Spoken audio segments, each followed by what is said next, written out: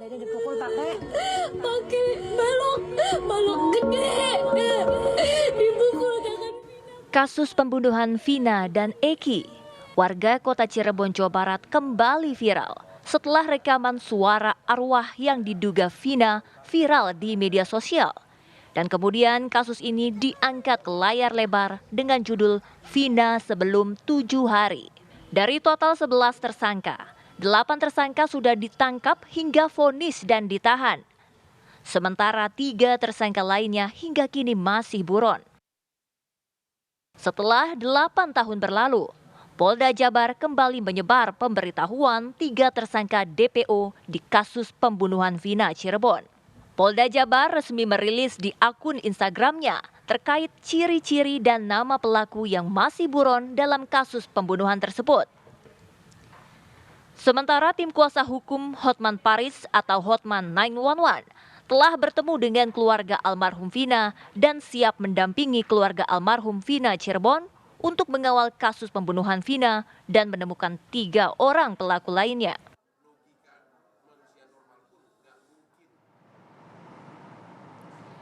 Ya, pemirsa, pengacara Hotman Paris ini mengaku adanya keterlibatan dari pihak kepolisian mengenai menutup identitas dari 3 korban yang 3 pelaku maksud saya yang belum ditemukan sampai saat ini. Ya, ditemukan fakta janggal di BAP yang terbaru. 8 tersangka telah direvisi dengan menghilangkan nama 3 orang pelaku yang kabur. Dari segi logika manusia normal pun nggak mungkin 8 orang itu ngarang cerita bersamaan di awal-awal pada saat ditangkap, ya kan? Berarti benar itu ada 3 orang, ya, dari penafsiran kita sebagai ahli hukum. Karena pada saat di BAP kan terpisah, hampir semuanya mengatakan ada 3 orang lagi. Tapi pada saat dilimpahkan ke kejaksaan, mereka merubah BAP sehingga diduga ada pengaruh di sini. Ada pengaruh di sini sehingga 3 orang ini bahkan sampai sekarang seolah-olah alamatnya tidak jelas, padahal itu harusnya di BAP itu ada, ya. Dan jadi himbauan kami kepada Bapak Kapolri adalah ini ada sesuatu yang tidak beres di penyidikan di awal.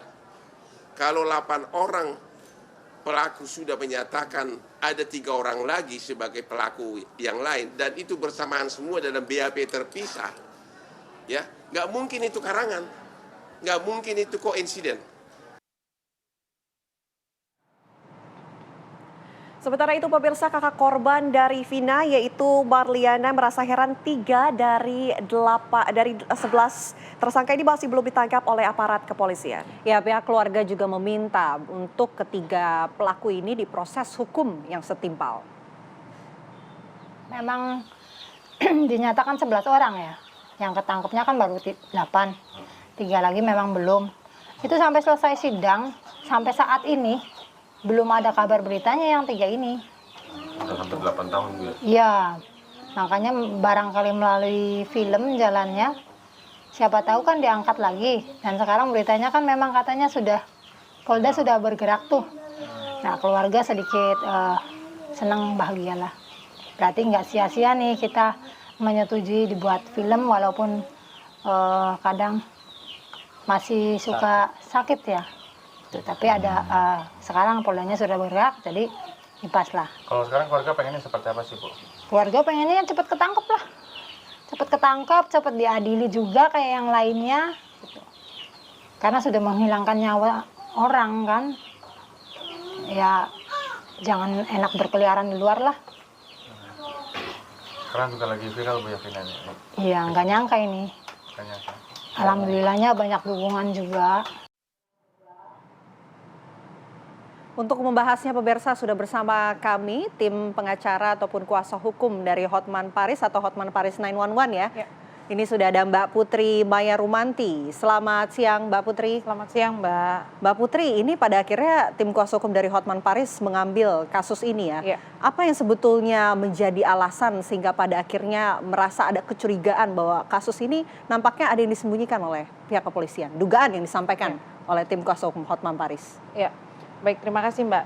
Jadi semenjak film Vina ini tayang gitu kan, kita banyak sekali mendapatkan laporan pengaduan dari masyarakat yang mengetek bahkan mendm baik saya maupun Pak Hotman dan tim-tim lain gitu. Awalnya memang kita nggak terlalu biasalah kasus pembunuhan, tapi di sini yang menjadi satu hal yang membuat kita tuh penasaran dan jadi tanda tanya, kenapa film ini sampai diangkat gitu kan? Akhirnya kita ketahui bahwa ada terjadi tindak pidana pembunuhan dan pemerkosaan yang terjadi, yang ini kisah nyata gitu ternyata diangkat di dalam film ini. Nah, dari situ kita pelajari dan kita cari tahu penyebabnya apa. Ternyata memang si korban ini Vina merupakan korban dari geng motor ya. Tapi di dalam situ ada rangkaian cerita-cerita yang menyatakan bahwa oknum yang diduga oknum tersebut adalah memang orang yang memiliki hubungan rasa suka lah terhadap si almarhum begitu. Jadi itu yang mendorong kami untuk yaudah yuk kita cari tahu kenapa udah 8 tahun nggak terungkap nih 3 orang. Padahal kan 8 orang ini sudah tertangkap dan sudah dipidana dan sudah divonis. Tentunya yang didapat informasi kan berarti dari pelaku-pelaku yang sudah tertangkap. Kenapa kok sulit sekali gitu tertangkapnya? Oke, Mbak, kalau BAP 8 tersangka yang telah direvisi ini temuannya ataupun dugaan temuan revisi ini dari mana ya Mbak? Jadi perihal BAP jujur kami belum mengetahui ya Mbak. Kami belum mendapatkan informasi karena memang kami baru menerima surat kuasa.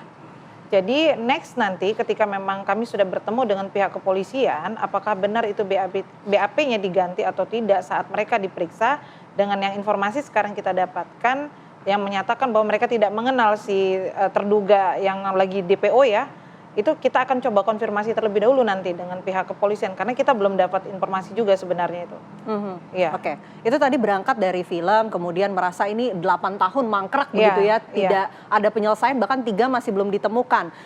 Ada nggak sih mungkin sebelum pada akhirnya mengambil kasus ini, tim kuasa hukum 911 sudah menemukan hal-hal lain yang rasanya juga ingin didalami lagi untuk bisa membuktikan adanya dugaan yang tadi disampaikan oleh Hotman Paris bahwa ada pihak kepolisian yang ikut menyembunyikan 3 pelaku ini, Mbak? Oke. Jadi memang sebelum ke Pak Hotman itu kan kami yang kami cari tahu dulu ya penyebabnya apa, apakah memang ada dugaan-dugaan yang itu tadi. Nah, memang saya mendapatkan beberapa informasi baik dari keluarga maupun dari teman-temannya almarhum yang secara langsung menyampaikan ke saya bahwa memang dugaannya adalah ada penyembunyian gitu. Tetapi kalau seandainya kita juga agak curiga gini Mbak, kalau memang si pelaku DPO ini anak dari seorang anggota Polri yang digembar-gemborkan, kami masih agak riskan juga ya, bisa iya dan bisa tidak gitu. Karena kalau melihat foto yang diberikan oleh teman-teman almarhum yang diduga itu adalah DPO si atas nama Egy, sepertinya bukan mencerminkan dia anak seorang anggota Polri ya gitu. Jadi dugaan terhadap apakah si pelaku ini anak dari anggota Polri kami juga belum mengetahui secara jelas gitu. Kemarin kami sempat mewawancarai Polda Jawa Barat yang mengambil alih kasus ini Mbak. Katanya untuk tersangka ataupun pelaku yang kabur ini tidak ada yang kemudian anak dari anggota polisi begitu katanya, malah untuk korbannya ini yang anak dari salah satu anggota kepolisian di Cirebon. Nah, mendalami hal ini, apakah kemudian seharusnya polisi ini sudah mencari keluarganya? Sesulit itukah menurut Anda? Mencari keluarga si pelaku maksudnya. Memang kalau ke situ saya belum paham Mbak ya. Kami memang belum sama sekali komunikasi dengan pihak kepolisian Polda Jabar. Karena memang baru kita menerima surat kuasa kemarin. Nah, kalau si korban Eki, almarhum Eki ini memang benar adanya anak dari seorang anggota Polri. Dan sebenarnya saat itu terungkapnya, ini saya mendapat cerita juga dari salah satu teman anggota Polri, itu justru terungkapnya karena si bapaknya almarhum ini dulu merupakan anggota narkoba. Nah, saat mereka melakukan penggerbekan, saat itu ditemukanlah orang-orang tersebut gitu, terduga para pelaku. Dan mereka mungkin dalam keadaan mabuk bercerita perihal terjadinya pembunuhan tersebut gitu. Nah, dari situlah terungkap bahwa pelaku-pelaku ini diyakini adalah mereka gitu. Jadi kalau ada statement dari kuasa hukum para narapidana tersebut yang menyatakan bahwa kliennya itu bukan pelaku, yang sekarang sedang digembar-gemborkan itu bukan pelaku, mereka juga tertuduh. Saya tidak meyakini perihal tersebut. Kenapa kok baru Anda ungkapkan saat ini setelah 8 tahun baru Anda berbicara mereka bukan pelaku? Nah, tapi dari cerita yang saya dapatkan dari teman-teman kepolisian yang menyatakan bahwa itu yang menangkap adalah orang tuanya Eki sendiri.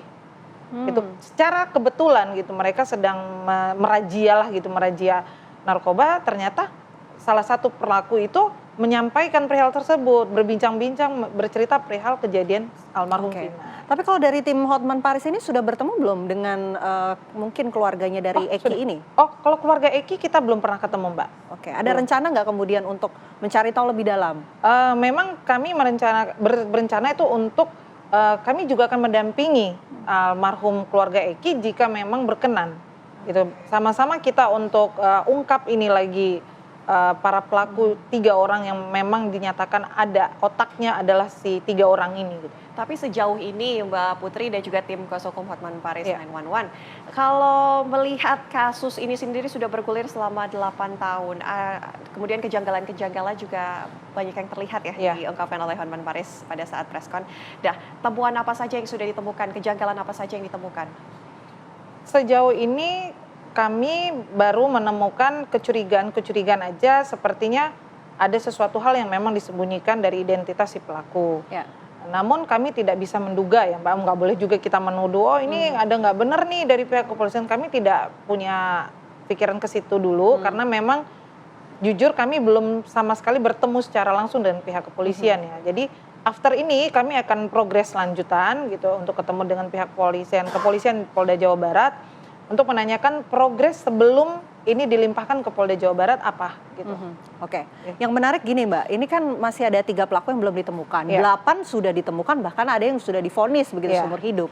Nah, harusnya bukankah dari pernyataan 8 tersangka pelaku lainnya ini bisa menggali 3 orang lainnya ini, mulai dari identitas lebih detailnya, profilnya dan lain sebagainya. Begitupun juga dengan tempat tinggal. Harusnya mungkin bisa dilacak nggak sih? Kalau Anda melihatnya seperti apa? Sampai 8 tahun loh belum bisa diketahui, bahkan identitasnya pun tidak bisa disebar oleh pihak kepolisian. Nah itu tadi Mbak yang kita bilang, kami juga sempat menanyakan kepada pihak kepolisian kemarin by phone ya, kalau mereka bisa mengeluarkan bukti DPO berikut alamatnya, berarti kan data itu sudah ada Mbak. Tentunya tidak sulit selama 8 tahun mencari, ya kan, ini secara kita berbicara orang bodoh aja gitu, logika kita deh ya. Ini data sudah ada, alamat juga sudah ada, terus kenapa nggak kalian cari? Gitu kan. Nah kenapa kok sekarang ketika kasusnya viral baru mengatakan bahwa oh itu nggak kenal. 3 orang ini bisa mengatakan tidak kenal loh. Jadi bagaimana polisi bisa mengeluarkan statement ataupun pengumuman DPO itu kata siapa? Gitu, sebenarnya ini sangat tidak sulit kalau memang rekan-rekan kepolisian mau bekerja dengan sesuai prosedur. Oke, itu yang diinginkan ya. Terima kasih Mbak Putri sudah berbagi informasi di Apa Kabar Indonesia Siang. Semoga kasus ini cepat terungkap ya Mbak, karena ini juga menjadi perhatian layak masyarakat umum. Apalagi sekarang kasusnya kembali viral sudah 8 tahun. 8 tahun. Terima kasih Mbak Putri. Mbak Putri.